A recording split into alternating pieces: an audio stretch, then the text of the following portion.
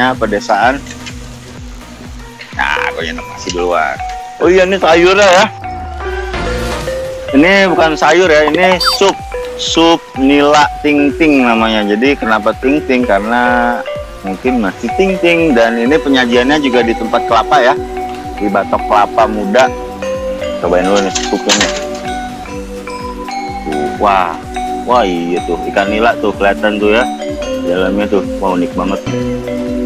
Cobain aja langsung ya.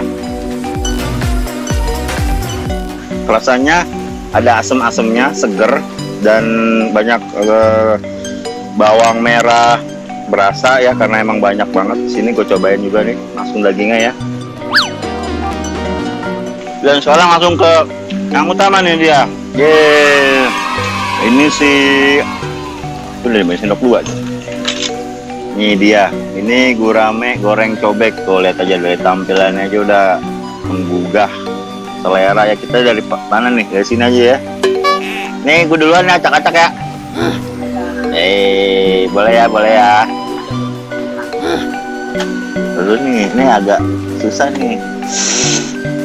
Karena ya emang harga gurame itu sangat ini ya, terjangkau di sini. Jadi kebanyakan ini menu andalan.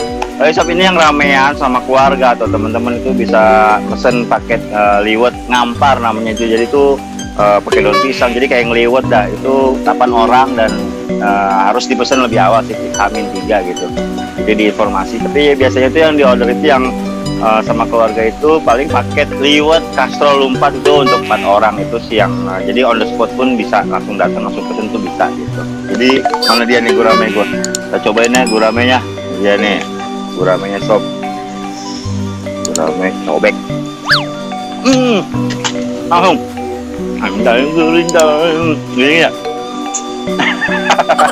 Jangan pada ketawa ya. Ini yang lagi rame ya begini ya. Nah, ini keren.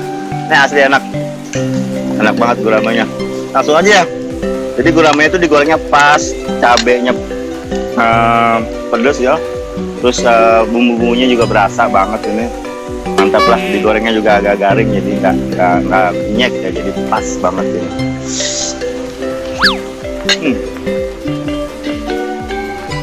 Mantap, udah lapar nih. Kita makan dulu ya.